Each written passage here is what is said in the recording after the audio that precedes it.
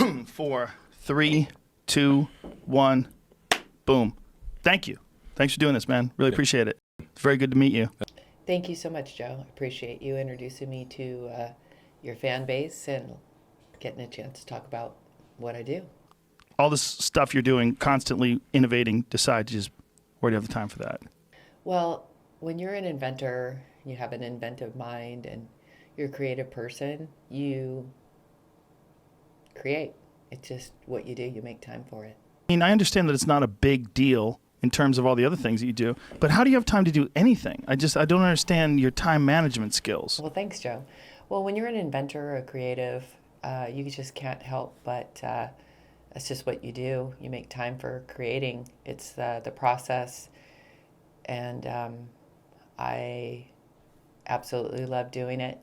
So, yeah. How many did you make? Are you going to do another run? Well, if you're referring to my first invention that got me on Oprah, that was, I think we did a run of about 100,000. But you must understand there's not a whole lot of human beings like you. You know that, right? I actually have another invention. I don't know if we're going to talk too much about it, but it's going to be big. It's going to it's going to blow up, but gotta keep that one on the down low. Like when you have this idea, who do you talk to about that? Usually I wake myself up in the middle of the night and I say, "Hey, Karen, wake up." I go, "Yeah, what's up?" And I say, "Hey, I got an idea." I just don't know how you manage your time. I don't understand it. It doesn't even seem humanly possible.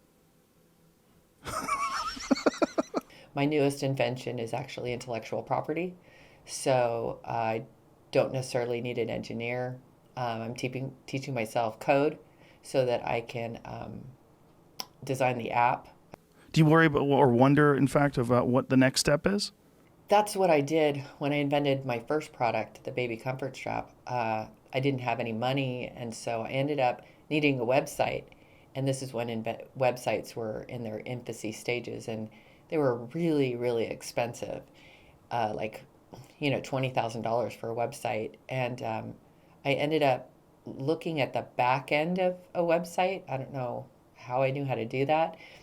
And I taught myself HTML and ended up going after that product, going into marketing, building websites for people. So usually like one invention will turn into something else for me. So I just love to learn. And again, it's just a creative process. Your time, I don't understand it. It doesn't even seem humanly possible.